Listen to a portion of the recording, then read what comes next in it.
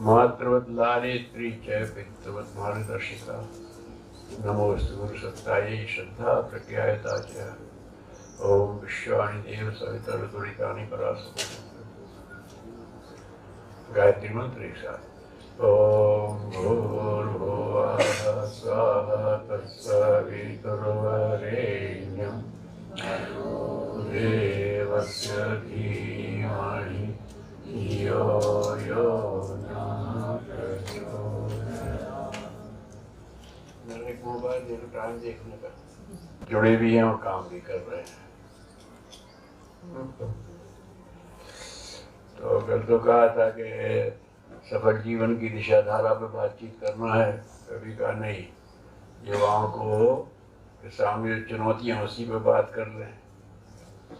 तो चुनौतियां तो आपके सामने हैं, पता पड़े क्या क्या चुनौतियां हैं तो फिर चर्चा करें, बातचीत भी करेंगे।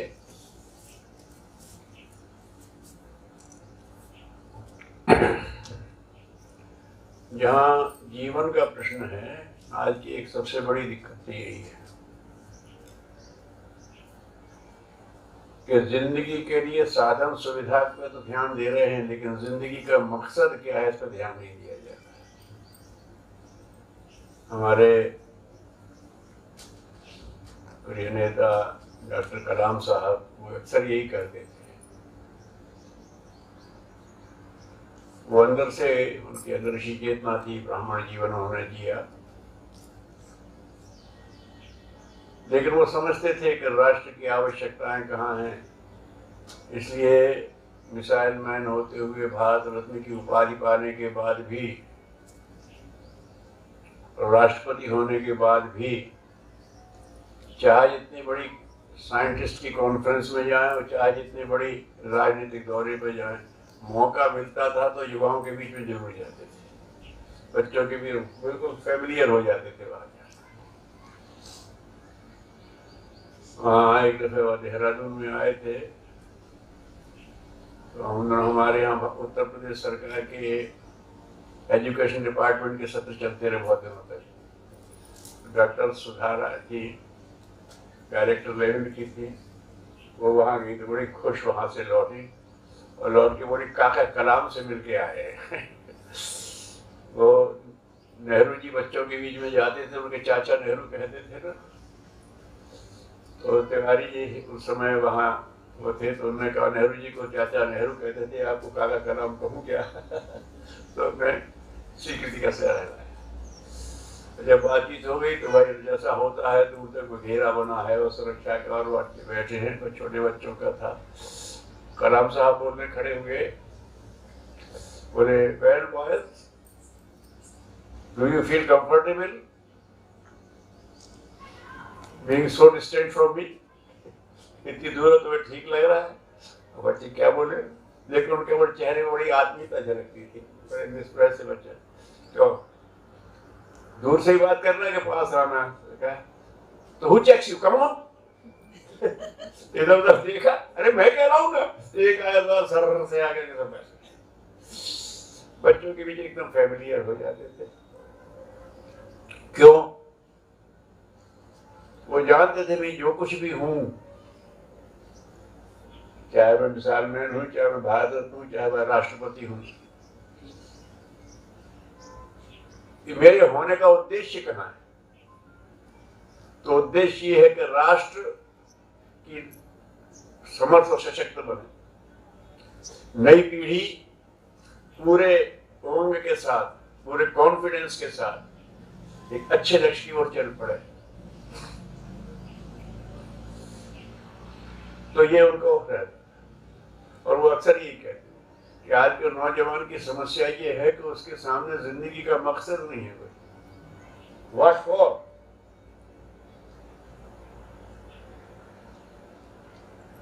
रहने की सुविधा चाहिए, अच्छी बात है, साधन चाहिए, बहुत अच्छी बात है, मकान और गाड़ी हो जाए, ये भी अच्छी बात है, लेकिन फिर काय के लिए? देखो मित्रों, दुनिया में जहां तक साधनों की बात है, कोई अच्छा या बुरा होता नहीं, उसका उपयोग जैसा हो जाए वैसा वो बन जाता है। वही चाकू हत्या करता है, वही चाकू सर्जन के हाथ में जाके प्राण रक्षा करता है। समय से लिया जाए तो वही दूध स्वास्थ्य ठीक कर देता है, और नहीं तो लैक्टिक एसिड फॉर्म करके आदमी को रोगी बना देता है।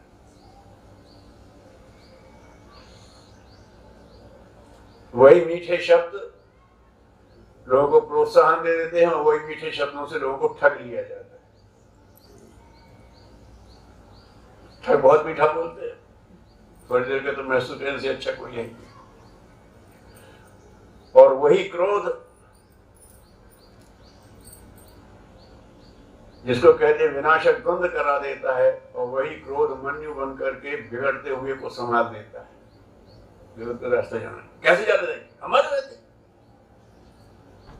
निश्चर हुन कर्म वही उठाए बन के मेरे रहते असुरता हो जाएगी। कोपेउ समर श्री राम, जब आ गए तो अब यहाँ क्रोध की जरूरत है। जब खरदूषण आ गए पूरी संगत देखे तो देखा है कोपेउ समर श्री राम, अब इसमें क्रोध की जरूरत है। अरे खराब होता है क्या, शत्रु के सामने आए हैं तो उसी से कम बात। जहां जरूरत है प्रेम की ही जरूरत है। अस्थियों का ढेर देखा तो निश्चरहीन करो मही भुज उठाए प्रणकीन, और अगले चरण में सकल मुनि के आश्रम जाए जाए सुखदीन। वहां भी नम्रता की जरूरत है। सब क्या आप आ गया ना, आप रहो निश्चित तरह से अपनी साधना करो, मैं आ गया ना। तो कहाँ किस प्रवृत्ति का कैसे उपयोग किया जाए, वह जीवन की सार्थकता इसी में है। साधन तो सब मिल जाए, और ये भौतिक साधन हैं और बौद्धिक हैं और धन के हैं, सब हैं। अगर साधनों से आदमी बड़ा बनता तो अपने समय में रावण को सबसे बड़ा आदमी कहा जाने लगा। सोने की उसकी लंका थी, उस जैसा पंडित कोई नहीं, उस जैसा वैज्ञानिक कोई नहीं, उस जैसा योद्धा कोई नहीं। जो भी वर्च्यूज हो सकती है सब उसके पास है, लेकिन how these virtues are to be utilised, where and why, इसमें चूक करके राक्षस हो गया। जिन्हें अपने भारतीय पुरातन उसका ध्यान है, जितने भी राक्षस हुए हैं सब तपस्वी थे, और तप से शक्ति अर्जित की, और ब्रह्मा जी को बाध्य कर दिया कि वो आकर के वरदान दें। और अगर उन्होंने मुंह मांगा वरदान नहीं दे रहे कि भाई ये तो मैं नहीं दे सकता, जाओ, अपनी तप पे इतना भरोसा, फिर आना पड़ेगा। मैं तो अमर रहूं, भाई इस मृत्यु लोक में अमर तो नहीं हो सकते, तो जाओ।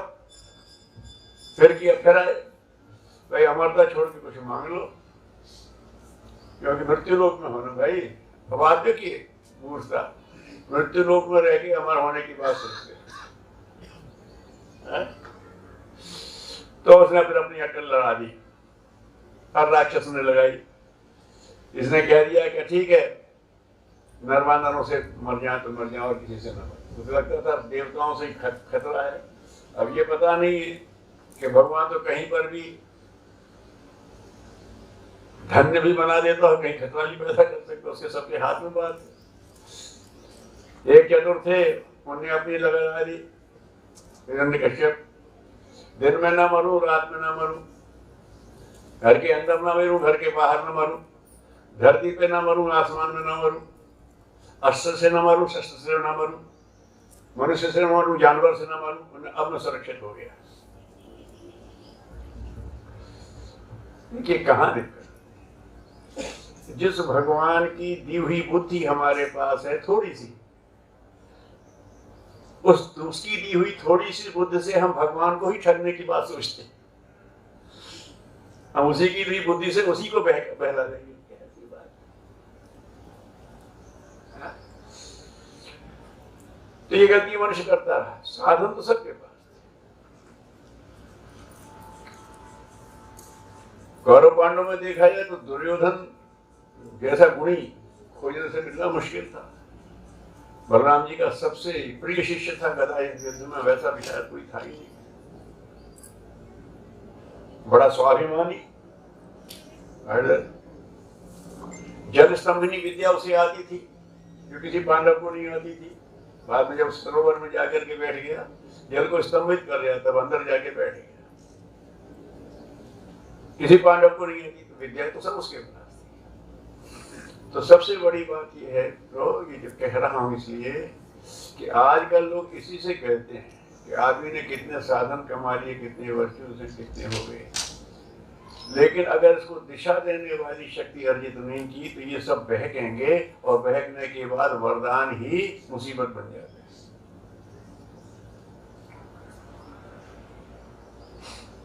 गुरुदेव कहते थे, हमारे यहाँ पहले भी कहा है, विद्या विवादाय धनम वदाय शक्ति परिश्रम पर प्रेरणाय। सुरक्षित रहना है तो शक्ति संपन्न बनो, तो ठीक है। अगर सुरक्षित रहना है तो शक्ति संपन्न बनो। आजकल तो बच्चियों को भी कहते हैं, शिकायत क्या करते हैं, समर्थ बनो, सामना मुकाबला कर सको। विवेकानंद जी ने कहा था कि नारी जब तक सुरक्षित नहीं है तब तक सुरक्षित नहीं है। स्वयं हम अपनी रक्षा कर सकते। अरे अपने उस बात को भूल गए कि जब देवता निष्प्रभावी हो जाते हैं तो दुर्गा खड़ी हो जाती है।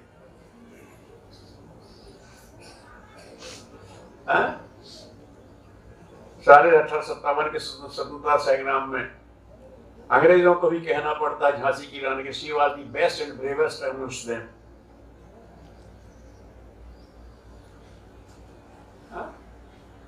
ये कैसे भूल गए? आदत डालती नहीं है बिटिया के, क्यों कर सुरक्षित होना। हाँ, सुरक्षित हो तो शक्ति संपन्न होना चाहिए, लड़कों को भी लड़कियों को भी। ठीक बात, शक्ति संपन्न बन गए तो क्या सुरक्षित हैं? तलवार की शक्ति से, फिर बंदूक की शक्ति से, तोप की शक्ति से, और एटम बम की शक्ति तक पहुंच गए। लेकिन कोई दुनिया में अपने को सुरक्षित अनुभव कर रहा है क्या? नहीं, क्योंकि जो साधन है, जो शक्ति मिली है, वो सुरक्षा में लगे, इधर संस्कार ही नहीं है। ये तो लगता है कि मेरी सेखी में लगना चाहिए, मैं सबको दबा के खड़ा हो जाऊं, सुरक्षित नहीं है। वादों गरीबी हटा लो, उनको संपन्नता बढ़ाओ, पैसा बढ़ गया, अब सब सुखी हो गए। तो कुछ पैसे वालों को देख लो जरा। मैं समझता हूं कि व्यसनी पैसे वाले ज्यादा मिलेंगे और बीमार भी वही ज्यादा मिलेंगे, और टेंशन में भी वही ज्यादा मिलेंगे। मजदूर परेशान होता है, लेकिन वह आता है घर से तो अपने परिवार के साथ बैठ के ठट्ठा करके दूका खाता और मस्ती से सो जाता है। और यहाँ तो स्लीपिंग पिल्स के बगैर नींद ही नहीं आती। अमेरिका में 80% लोग स्लीपिंग पिल्स लेकर के सोते हैं। इस काम का यार, ये जिंदगी के इतने बड़े बन गए, हमारे गधा घोड़ा भी सो लेता है, आप तो इंसानों के नहीं सो पाते। ये क्या अच्छी संपन्नता तुमने पैदा की कि नींद गंवा बैठे, स्वास्थ्य गंवा बैठे, मन की शांति गंवा बैठे। तो पैसा तो कमाया, पैसे से खरीदा क्या? तो यही उलझुल चीजें खरीद ली, कहाँ यूटिलाइज करें? तो धन लोगों की अभाव दूर करने के लिए लगना चाहिए था, वो तो लगता नहीं है, अपना प्रभाव दिखाने के लिए लगता है। तो किसी संत ने कहा था, उनका है मुरारी बाबू का, बेटा संपन्नों के लिए कथा होती है। तुमने मंदिरों को लाखों दान दे दिया, पता नहीं किसका तुम्हें पुण्य मिलेगा कि नहीं मिलेगा, क्योंकि वहां तो उसको उपयोग क्या हो रहा तुम्हारे बाहर नहीं है, जैसा हो रहा तुम भी देख रहे, हम भी देख रहे। तुमने महात्मा जी को इतना दान दिया तो पता नहीं तुम्हें पुण्य मिलेगा कि नहीं मिलेगा। लेकिन एक बात मैं जानता हूं कि जिसने तुम्हारे घर में जिंदगी भर काम किया, उसके लिए अगर तुमने एक मकान बनवा के दे दिया, तुम्हें निश्चित रूप से अक्षय पुण्य मिलेगा। लेकिन घर में तो बुद्धि ही नहीं जाती। जिनका पेट खराब है उन्हीं को 5 स्टार होटल में बिठा करके डिनर में बिठा लेते हो, और जिनका पेट भूखा है उसको जाने की वृत्ति ही नहीं होती। तो शक्ति भी भटक रही है, धन भी भटक रहा है और बुद्धि भी भटक रही है। बुद्धिमान तो है हम सरस्वती के भैया, दुर्गा की शक्ति भटक रही है, लक्ष्मी की शक्ति भटक रही है और सरस्वती की बुद्धिमान है। हाँ, तो बुद्धि काय के लिए होती है? बुद्धि होती है लोगों को दिशा देने के लिए। लेकिन क्षमा करना, आजकल बुद्धिमान लोग लोगों को दिशा देने के लिए लोगों को भ्रमित करके अपना उल्लू सीधा करते हैं। जितने घोटालेबाज हैं सब अक्कलमंद हैं, कोई मूर्ख तो घोटाला कर ही नहीं सकता। हमारे ऐसे शास्त्र का विद्या विवादाय धनम मदाय शक्ति परेशान पर पीड़नाय, गलत जास्ती कर। उन्होंने कहा बेटा शक्ति उद्दंडता बन जाएगी, धन व्यसन बन जाएगा और बुद्धि कुचक्र रचेगी। उसको कंट्रोल करने वाली शक्ति पैदा करो, उसको सही दिशा देने वाली शक्ति पैदा करो, नहीं तो ये साधना बेकार है। लेकिन दिशा देने की बात कोई सोचते ही नहीं, उपलब्धि की बात सोचते हैं। आजकल के नौजवान से ही नहीं साहब क्या कर रहे हो, क्या कर रहे साहब, सबको मेहनत कर रहे हैं, अपना कैरियर बनाएंगे। जरा मेरी अंग्रेजी कमजोर रही है, कैरियर का अर्थ क्या होता है? उसकी स्पेलिंग क्या है उस कैरियर की? वो CARRIER, ढोने वाला। लेकिन ये जो कैरियर कहते हैं वो नहीं है कैरियर। आप लोग इस कैरियर को कह रहे हो, वो कौन सा है? उसकी स्पेलिंग बताओ। CARER। ये दूसरा है CARER कैरियर। इसका अर्थ क्या होता? अपना भविष्य। भविष्य तो फ्यूचर होता है, कैरियर में अपने को देखना भैया। ऑक्सफोर्ड डिक्शनरी में मैंने कंसल्ट किया, करियर सब यूज कर रहे हैं लेकिन अर्थ जानने की नहीं है कोशिश। कैरियर अच्छा होना चाहिए। कैरियर माना होता है जीवन निर्वाह, CARER, कैरियर माने होता है जीवन निर्वाह। ये बात ठीक है, निर्वाह ठीक होना चाहिए, लेकिन निर्वाह आपका होने लगा अब क्या? जीरो। एक सावधानी बस मैं कह रहा हूं आपसे कि साधन को साध्य मानने की गलती मत करना। ये साधन है, साध्य नहीं है। साध्य तो सोचे ही नहीं तुमने, साधना क्या है? इससे अपने परिवार का भला करना है, स्वयं को आरोग्य देना है, अपने राष्ट्र का उत्थान करना है, मनुष्यता का कुछ भला करना है, इस जीवन के बाद परोक्ष जीवन को अच्छा करना है। और एक कुछ तो बताओ यार, यही होते उद्देश्य।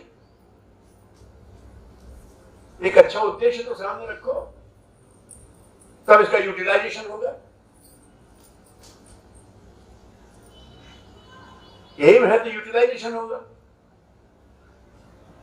तो साध्य को हम क्या है, बस यही है, हाँ कैरियर अच्छा चाहिए। और क्षमा करना, साधन निर्वाह की व्यवस्था सिर्फ पैसे से ही होती है। निर्वाह की व्यवस्था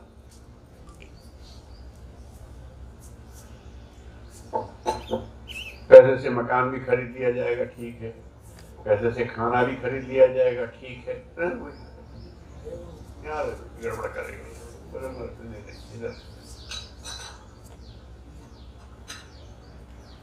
लेकिन भैया तुम पैसे से थोड़ी भूख खरीद के दिखा दो। खाने में खूब मजा आता है तो सामान तो दिया है, लेकिन खाते ही पेट खराब होने लगता है। तो किसी से भूख और खरीद लाओ थोड़ी सी, तो तब ये भर के खाएंगे। अगर भूख खरीदना है तो श्रम करो, आरोग्य पाना है तो संयम सीखो। नहीं तो भैया रे, अगर भूख खरीदा जा सकती होती तो संपन्न लोगों ने गरीबों के खाने के लिए कुछ छोड़ा ही ना होता, है ना? और फिर गेम्स में भी सारे गोल्ड मेडल अमीरों के बेटे ले आते, स्टेमिना भी खरीद लाते और स्किल भी खरीद लाते। क्यों था? सबसे अच्छा बॉलर मेरा बेटा, सबसे अच्छा बैट्समैन वो फलाने का, सबसे अच्छा फुटबॉलर फलाने का। लेकिन कोई नहीं साध्य मानने की गलती कभी मत कर। ये साधन है और साधन अपने नियंत्रण में होना चाहिए। जीव हमारा साधन है, कान हमारा साधन है, आंख, हमारी जो इंद्रियां हैं वो हमारे साधन है।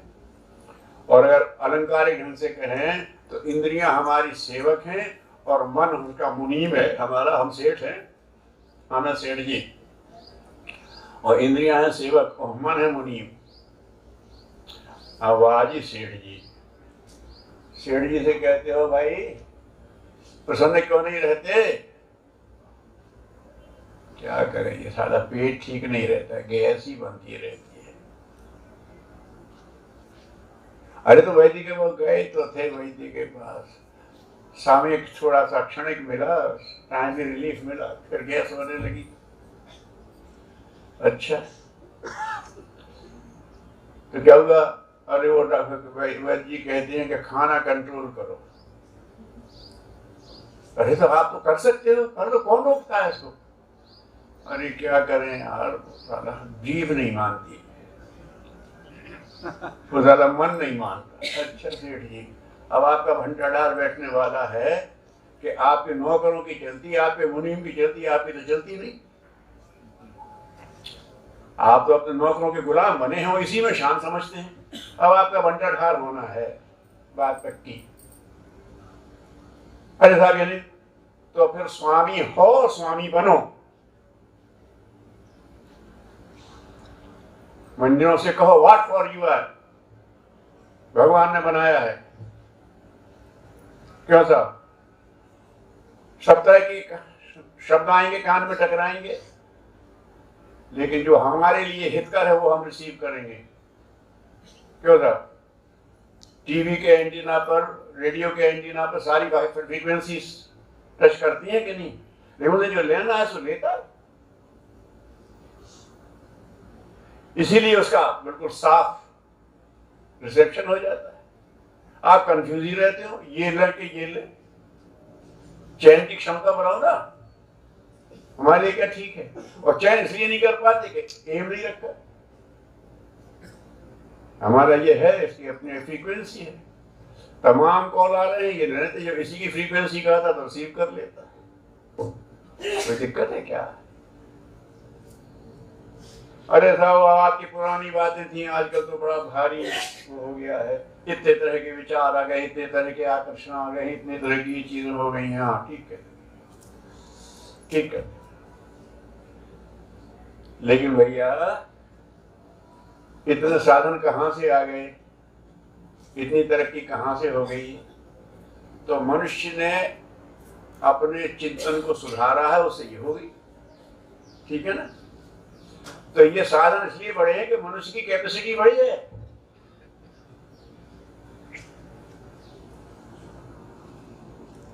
कैसे? हमें याद है, कुछ पुराने लोग बैठे मालूम होंगे, पहले रेडियो कम होते थे और वॉल्व सेट आते थे, बड़े होते थे, वॉल्व होते, थोड़ा झटका लग गया तो फ्यूज हो जाए वॉल्व।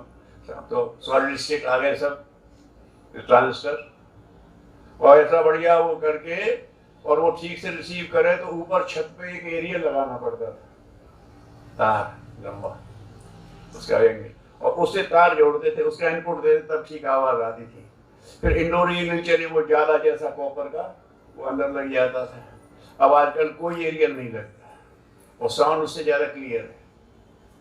कैसे होगी? क्योंकि हमारी बुद्धि का विकास हुआ तो हमने टेक्नोलॉजी को विकसित कर लिया और ऐसा इंस्ट्रूमेंट बनाया कि जो बहुत बढ़िया रिसेप्शन करता है, बहुत बढ़िया डाउनलोड होता है। हमारी कमाल है ना? हाँ ठीक है। एक बात और कहूं फिर मैं हाथ पे डाल, उस समय गिने चुने रेडियो स्टेशन होते थे देश में, गिने चुने, और सारंग करके एक अखबार निकलता था, उसमें महीना 15 दिन के रेडियो के प्रोग्राम भी रहते थे। कौन कौन? थोड़े से स्टेशन थे। उन थोड़े से स्टेशन में भी ये ठीक से रिसेप्शन हो उसके लिए उसको एरियल लगाना पड़ता था। अब कितने रेडियो स्टेशन है किसी को पता ही नहीं। AM, FM, शॉर्टवेव, यानी कितनी तरह की फ्रीक्वेंसी चल रही, लेकिन कोई दिक्कत नहीं हो रही, ये रिसीव कर लेता है। तो इसका मतलब है कि हमने वैरायटी बनाई है तो सिलेक्टिविटी भी बढ़ाई है, ठीक है ना। अगर ट्रांसमिशन की हमने वैरायटी बढ़ा दी है तो सिलेक्टिविटी भी तो बढ़ा दी है। तो इंस्ट्रूमेंट्स में तो कर दिया, व्हाट फॉर यू, इतनी वैरायटी होगी तो आपकी सिलेक्टिविटी क्यों नहीं बढ़ी। इन जड़ इंस्ट्रूमेंट्स की तो सिलेक्टिविटी बढ़ गई, और जिसने वो सिलेक्टिविटी बढ़ाई है वो अपनी सिलेक्टिविटी पैदा नहीं कर पा रहा है। ये क्या तमाशा है। तुम्हारी ही सिलेक्टिविटी ने सारे इंस्ट्रूमेंट्स में वो सिलेक्टिविटी ला दी, और तुम्हारे पास अपनी सिलेक्टिविटी नहीं है। What should be received, what not. तमाम IT वाले बैठे, किसी पूछो कि साहब ये बीच का कौन है, हाई पास लो पास फिल्टर, ऊपर से जो फ्रीक्वेंसी उससे ऊपर निकाल दो नीचे निकाल दो, सही हो गया। आप तो नहीं लगाते, ये हमारे योग्य नहीं है। लो पास फिल्टर हमारी गरिमा के अनुकूल नहीं है, और ये हमारी कैपेसिटी के बाहर है। हाई पास ये हम कर सकते हैं, ये हमारा संकल्प है, और ये हम कर लेंगे, हो गई सिलेक्टिविटी। तो वैरायटी बढ़ गई तो सिलेक्टिविटी क्यों नहीं बढ़ रही है आपकी। इंप्रूव योर सिलेक्टिविटी, कोई कंफ्यूजन नहीं होगा। ये हमारे बना इंस्ट्रूमेंट्स को नहीं होता तो हमको क्यों होगा। We are the creators. If we create a circuit in an instrument, why can't improve our instrument. इधर ध्यान ही नहीं देते। तो दूसरी बात ये करना कि शिकायत ये मत करो कि बहुत वैरायटी हो गई है, अपनी सिलेक्टिविटी इंप्रूव करो, वो भी आपकी एम पर टिकेगी। यही करना है। किसी में महापुरुष को देख लो, गांधी जी को देख लो, विनोबा को देख लो, विवेकानंद को देख लो, रविन्द्रनाथ ठाकुर को देख लो। उन्हें शुद्ध ज्ञान की साधना करनी थी। स्कूली पाठ्यक्रम में तो जबरदस्ती का बहुत पढ़ना पड़ता है। स्कूल पढ़ा, कॉलेज में गए ही नहीं, विश्व कवि बन गए। रविन्द्रनाथ ठाकुर गुरुजी के गुरुदेव कहलाने लगे। किसी ने उनसे कहा कि ज्ञान के प्रति आपकी इतनी चाह थी, इतनी पिपासा थी, तो आप कॉलेज क्यों नहीं गए। बोले इसीलिए क्योंकि मुझे ज्ञान की पिपासा थी, इसलिए नहीं गया। मैंने जो चाहिए था वो पढ़ा, किसी की जबरदस्ती का क्यों पढ़ो। अपनी लाइन मैंने बनाई, चलता रहा।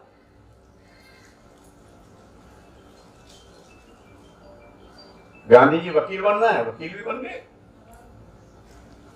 वकालत के नाते उन्हें साउथ अफ्रीका में पहुंचा, वहां भी चले गए।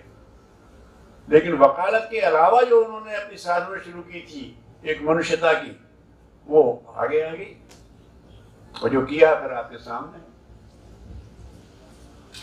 मेरी वकालत बहुत अच्छी चले और मेरी वकालत बहुत अच्छी चले, ये सोचते रहते। लेकिन मेरी वकालत का उपयोग मनुष्य के हित में होना है, मेरी इस तर्क बुद्धि का उपयोग उसके हित में होना है, ये सोच के किया तो वहां से भी विजयी झंडा फहराते हुए आए साउथ अफ्रीका से, और यहां आकर के तो फिर जो हुआ वो और भी कमाल का हो गया। सिलेक्टिविटी।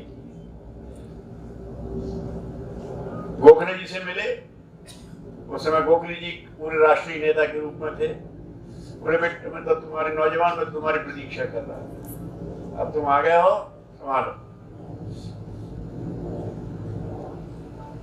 बोले संभालो तब मैं जानू, तो मैं जानते नहीं भारत के बारे में, मुझे करना क्या है।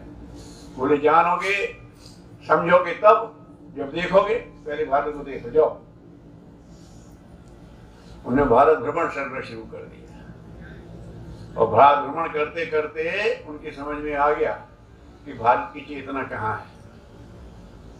और भारत की चेतना से जुड़ने के लिए मिस्टर गांधी से महात्मा गांधी आधे कपड़ों में रहना स्वीकार है। अरे हमारे जिन लोगों को होनी है, हम कैसे करें?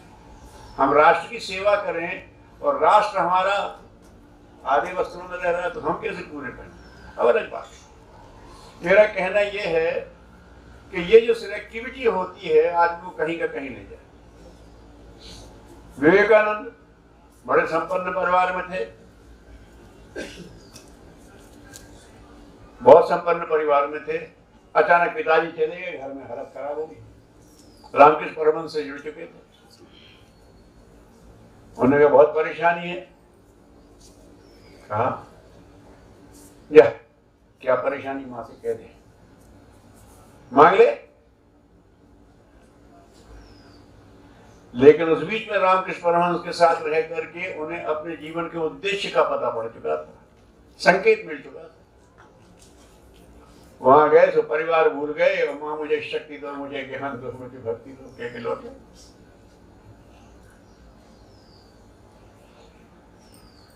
चांसेस कहां कहां है, बहुत हैं, लेकिन आप you have to utilise the opportunity. वो तो हर जगह है, लक्ष्य बनाओ। तो पहली बात मैंने कही थी, कभी साधन को साध्य मानने की जरूरत, और बहुत चीजें होंगी तो कंफ्यूज मत होना, इंप्रूव योर सिलेक्टिविटी। फिर आगे की बात है, अरे साहब कठिनाइयां बहुत हैं, ये कहां से मुसीबत आ गई? तो कठिनाई तो है, अब वो मुसीबत है या कुछ और? एक बड़ा अच्छा वाक्य है किसी का कि जिनका चेतना औसत से नीचे होती है, वो जब कठिनाई आते है उसे मुसीबत कहते हैं। यार ये कहाँ की मुसीबत आ गई? लेकिन जिसकी लेवल की होती है चेतना, वो कहता है it's a challenge and I will accept it. Challenge है, कठिनाई है, लेकिन ये चैलेंज है, लोग हटे हैं, मैं तो कर लूंगा। बात समझ में? और उसका अपर जो है, अगर ये बहुत बड़ी कठिनाई है, ये बहुत बड़ी कठिनाई नहीं है, ये बहुत बड़ी अपॉर्चुनिटी है to prove my self I am something special. It has come to give me a boon। यह हमें वरदान देने आई है कि तुम सिद्ध कर दो कि तुम क्या हो, और मैं सिद्ध कर दूं। It's an opportunity. अब बताइए, कठिनाई है तो वो मुसीबत है कि चुनौती है, एक सुअवसर है। ये आपके स्तर पर होगा। कठिनाइयां तो रहेंगी, जीवन है तो कठिनाई है, और कठिनाई है तो ही जीवन है।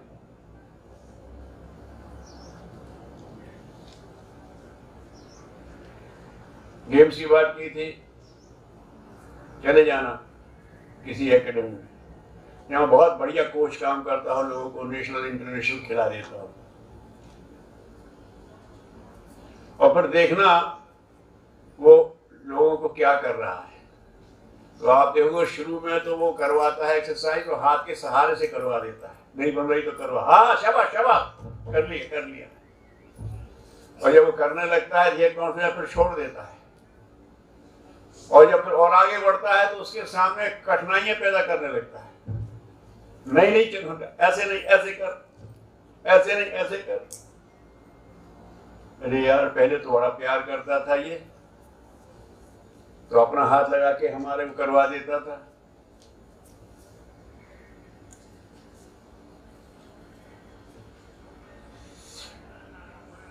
तो ये तो बड़ा अच्छा था, अब इसको क्या हो गया ना, ये प्यार के नाते ही कठिनाइयां दे रहा है। जो ज्यादा उसका प्रिय स्टूडेंट होता है उसी को ज्यादा कठिनाइयों में डालता है, क्योंकि जानता है ये क्रॉस कर जाएगा, और उसी से फिर खेलता है। क्या बात कर रहे, भगवान क्या कर रहा है जी, भगवान क्या कर रहा है? भगवान कुछ नहीं कर रहा है, प्यार कर रहा है, और प्यार के नाते हमें योग्य बना रहा है। वो कठिनाई आई है तो आइदर इट्स ए ट्रेनिंग और टेस्टिंग, बस, और उसके अलावा कुछ नहीं है। अरे परमात्मा हमारा पिता हमारे साथ गलत क्यों करेगा? या तो ये कोई ट्रेनिंग प्रोसेस है या तो कोई टेस्टिंग प्रोसेस। इतना ध्यान रखेंगे तो फिर कठिनाई आपको सताएगी नहीं।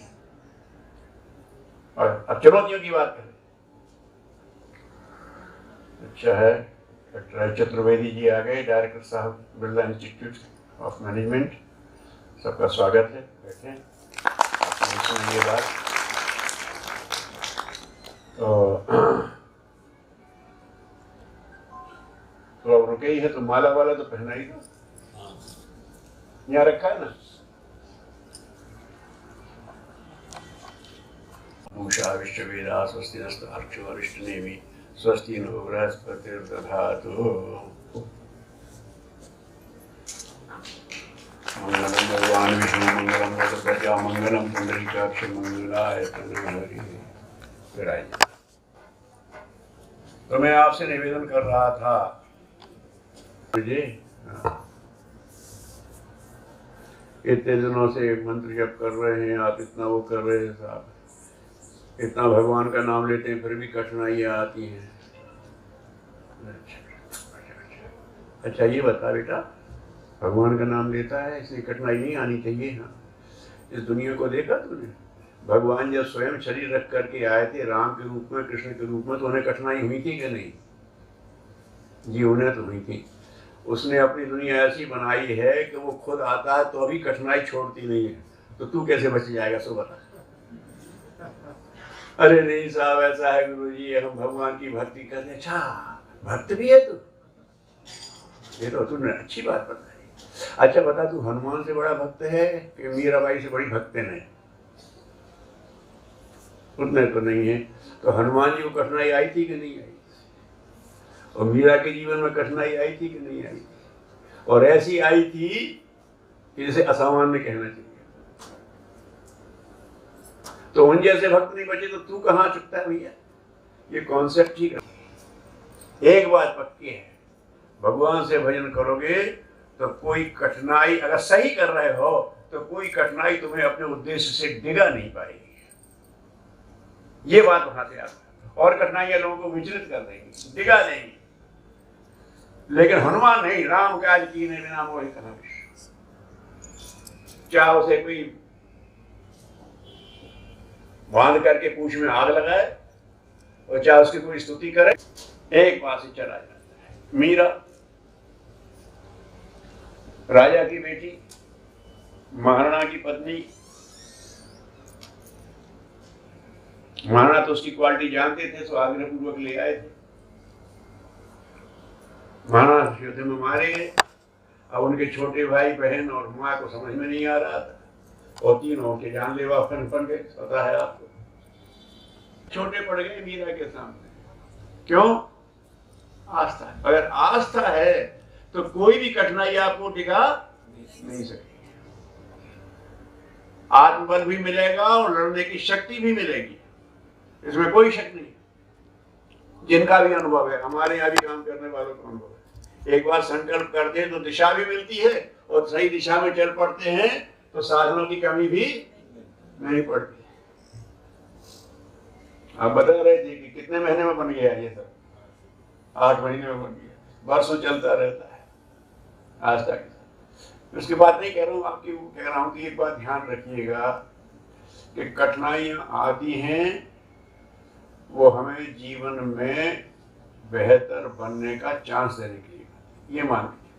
हमने कहा इट्स हिज प्रोग्राम, आइदर से ट्रेनिंग प्रोग्राम और ये टेस्टिंग प्रोसेस, और दोनों से वाली बात को समझ में रखना। कैरियर अच्छा हो, जीवन निर्वाह अच्छा हो, लेकिन निर्वाह होने के बाद फिर क्या? उद्देश्य कहाँ है? और उद्देश्य अच्छा है तो राजा जनक भी ऋषि स्तर तक पहुंच जाएगा और रैदास भी ऋषि स्तर तक पहुंच जाएगा, कबीर भी पहुंच जाएगा, हिंदू ना मुसलमान, और ऊंचे कुल में पैदा शंकराचार्य भी पहुंच जाएगा। और नहीं तो उसी कुल में पैदा होकर के एक कंस बन जाता है और एक कृष्ण बन जाता है। क्यों था? उसी कुल में पैदा हुआ है। लक्ष्य निर्वाह ठीक हो, जैसे निर्वाह कम है तो काम चलेगा, लेकिन लक्ष्य हल्का नहीं होना चाहिए, वो नौकरी उसके साथ आती है। अब आपकी बात पे कुछ इन पे आ जाते हैं कि आज की चुनौती, सबसे बड़ी चुनौती जो है कि मनुष्य बनने का गौरव भूल रहा है। मैं एक सही मनुष्यता की कसौटी पर मुझे सही मनुष्य होना चाहिए, इस पर ध्यान ही नहीं देता। मुझे संपन्नता की कसौटी पर होना चाहिए, मुझे इंटेलिजेंस की कसौटी पर होना चाहिए, मुझे प्रॉस्पेरिटी की कसौटी पर होना चाहिए, ये तो सोचता है। लेकिन इंसान की कसौटी पर होना चाहिए, मान ही नहीं रहा। उसी की वजह से ये सब आ रहे हैं, क्योंकि इंसान बनने का कहीं संकल्प ही नहीं है। तो इंसानियत को छोड़ करके जो उपयोग हो रहा है तो हो रहा है। देश में सबसे बड़ी चुनौती है, मनुष्य नाम का प्राणी मनुष्यता पर विश्वास नहीं कर रहा है, मनुष्यता के गुण अर्जित नहीं कर रहा है। ये सबसे बड़ी कठिनाई और सबसे बड़ी चुनौती। सारी समस्या इसी में से पैदा हुई है। कोई समस्या बताइए तो लीजिए। पर्यावरण खराब हो रहा है, क्यों? मनुष्य अपने स्वार्थ में प्रकृति को साधन मानने लगा, सब मर्यादाएं तोड़ने लगा। मुझे संपन्न, मेरा माल खूब बिकना चाहिए, तो मैंने एक फॉर्मूला दे दिया। अरे कहां पढ़ते, यूज एंड थ्रो, तुम्हारा जो तुम जानो, मेरा तो माल बिकेगा। जेब कटवाने के लिए खड़ा है तो धूर्त जेब काटने में उसे क्या दिक्कत होगी? क्या होता?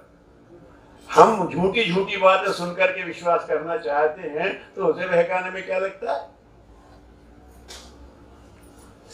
तो बोले अभी भी हमारे टेलीविजन पर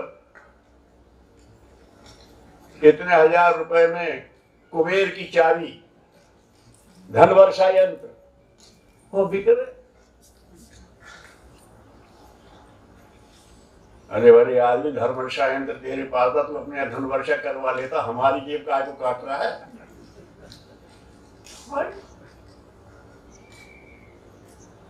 तो ये जो बात है कि हमने अपने विवेक को तिलांजलि दे दी है, इसलिए उन्होंने अपनी धूर्तता को शह दे दिए। अगर हम अपने अविवेक को दबा दें तो उनकी धूर्तता को तो कहीं रास्ता ही ना मिले। बात नहीं है, हम कहीं स्वार्थ में और किसी का नहीं मालूम, मेरा तो हो ही जाएगा। नेताजी जैसे भी हो, इनने वादा कर दिया है, मेरे मोहल्ले में तो सड़क बनवाई देंगे, मेरे बच्चों की नौकरी लगवाई देंगे, अब जो करते हो तो करें, मेरा तो हो ही जाएगा। ये जो है वृत्ति इसने, मैं निवेदन आपसे ये कर रहा था, पहली बात यही कि मनुष्य बनने में शांति। और गुरुदेव की एक छोटी सी किताब है, मनस्थिति बदले तो परिस्थिति बदले, मनस्थिति बदले तो परिस्थिति बदले। उसमें उन्होंने लिखा है कि आजकल बड़े आदमी की परिभाषा बड़ी गड़बड़ हो गई। क्यों साहब? बड़ा खिलाड़ी कद से नापोगे, क्यों? फिर ये लिटिल मास्टर्स का क्या होगा, गावस्कर से लेकर सचिन तक? ये बड़े खिलाड़ी है कि नहीं? कद तो छोटा है, तो खिलाड़ी बड़ा काहे से होता है? कद से नहीं, खेल से। ठीक बात है। कलाकार, पंडित रविशंकर भारत रत्न भी दे दिया, नाटे कटके थे, तो कलाकार अपनी कला से बड़ा होगा, ये सच है। तो मनुष्य को मनुष्यता से बड़ा होना चाहिए। क्यों था? बड़ा आदमी वो जिसमें मनुष्यता ज्यादा, इंसानियत ज्यादा। लेकिन वो तो कोई देखता नहीं। उन्होंने कहा बड़ा आदमी कौन?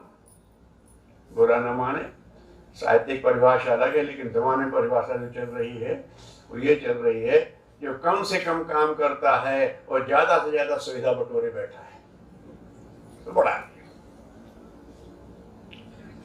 जो कम से कम काम करे तो काम चोर, और जो दूसरों की हिस्से की सुविधा भी बटोर ले वो हरामखोर। काम चोरों, हरामखोरों को आप बड़ा आदमी कहते हो तो बच्चा सुन के वही बनने की सोचेगा। समझ नहीं होती बच्चों को, वो तो जिसकी प्रशंसा होते देखते हैं वो बनना की सोचते हैं। परिपाटी बदलना है तो परिभाषाएं ठीक करनी पड़ेंगी। मनुष्य सिर्फ मनुष्य नहीं बन रहा और सब कुछ बनना चाहता है।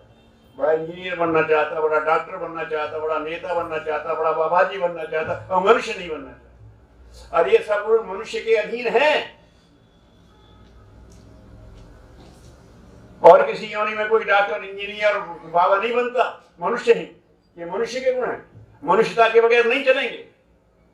सबसे बड़ी दिक्कत यह है कि मनुष्यता को हमने महत्व देना बंद कर दिया।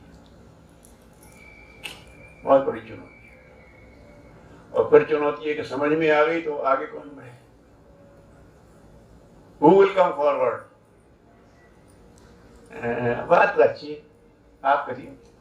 लखनऊ पुलिस हेडक्वार्टर के सामने जाके मारे, क्या समझ रखा है? हमारी शालीनता को, हमारी सज्जनता को हमारी दुर्बलता मानते हो? हम दुर्बल नहीं है। इसने भी ऐसी दबदबा खाम खा, कुछ नहीं है। एक पूरी दिन कह दो, हम देख लेंगे क्या, ये नहीं रहेगी। पहली बात ये है कि अब मनुष्यता में बड़प्पन है, ये हम सिद्ध करेंगे अपने जीवन से। और क्या सिद्ध है? सनातन से चला आ रहा है यार। जो मैंने अभी उदाहरण दिए थे, जो हमने उदाहरण आपको दिए थे कि जिनका सम्मान हो रहा है, वो सब वही किया था।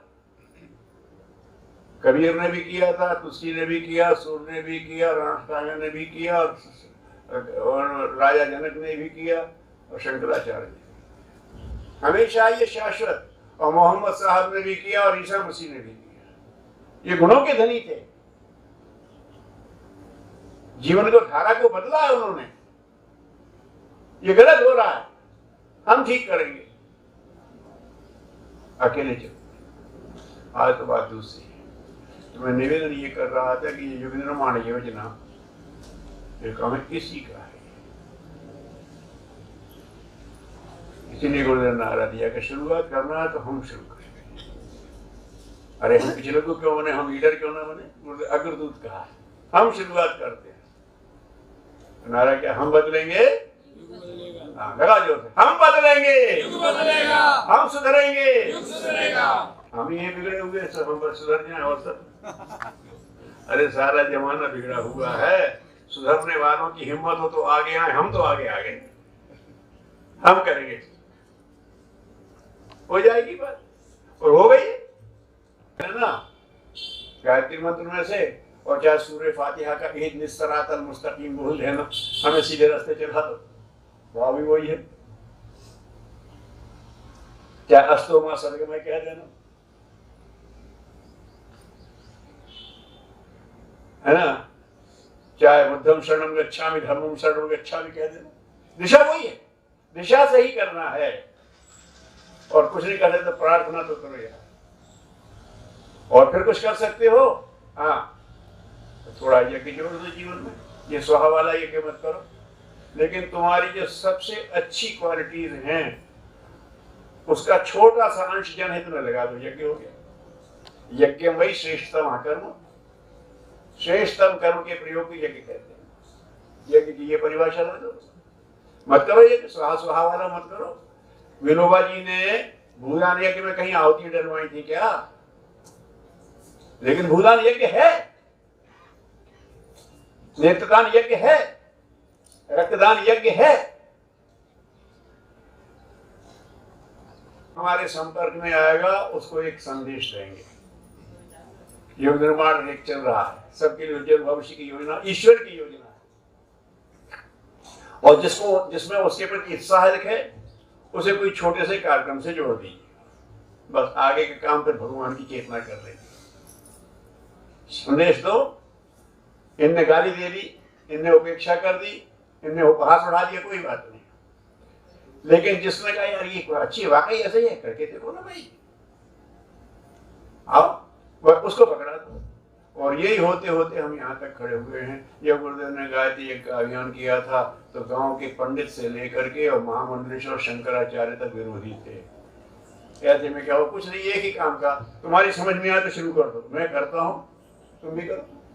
और हम लोगों ने भी कहा मैं करता हूं तुम भी करो, कोई नष्ट नहीं हुआ। और आज वहां पहुंच गए कि दाइश का ना दुनिया का कोई विद्वान ये नहीं कह सकता कि गायत्री क्यों करते ये भी क्यों करते। चल पड़ा। अब ये तो वहां के संघर्ष था। अब तो जो ये परिवर्तन है इसको तो लोग अपेक्षा कर रहे हैं, they are waiting, they are calling it, कि दिशा धारा को लोग कुछ ठीक करें कि चलो हम भी करते हैं और आप भी आ जाओ। उसमें तो विरोध था, इसमें तो विरोध भी नहीं, इसमें तो स्वागत होगा। और जब विरोध चीर के आगे बढ़ गए तो स्वागत को स्वीकार करने की हिम्मत तो हमें होना चाहिए। भारतीय संस्कृत ज्ञान परीक्षा जहां हो रही है, शिक्षक कहते हैं आइए, आप बार बार आइए ना, लेकिन हम जा नहीं पा रहे हैं। या तो हमारा स्तर कम है या तो हमारी संख्या कम है, दोनों बढ़ा सकते हैं। तो बस यही निवेदन है, बहुत जबरदस्त अभियान है, भगवान का है, नाम कुछ भी दे दो, स्वरूप कुछ भी बना लो, लेकिन जीवन की एक सुनिश्चित धारा, साधन को साध्य मानना नहीं है, एक अच्छा उद्देश्य सामने हो और जितनी वर्च्यूज आ रही हैं वही लेना है जो इन उद्देश्यों के लिए समर्थ, और दूसरी चाहिए नहीं। सिलेक्टिविटी, बहुत कंफ्यूजन, नो कंफ्यूजन, हमारा उद्देश्य के लिए जो ठीक होगा उसी को करें। आदमी कर रहा है, सब कर रहे हैं। जो संगीत के लिए समर्पित वो संगीत में कर रहा है, जो खेल के लिए समर्पित खेल में कर रहा है, जो हम भगवान मनुष्य और मनुष्यता के भविष्य के लिए समर्पित हैं। क्यों था? मनुष्य और मनुष्य के उज्जवल भविष्य के लिए समर्पित है, हम उसके लिए करेंगे। अच्छा, ये सारी दिशा में लगी। सबको बहुत बहुत मंगल कामना। मुझे कहा था 1 घंटा, हमने 1 घंटा पूरा कर लिया, आगे की बात है।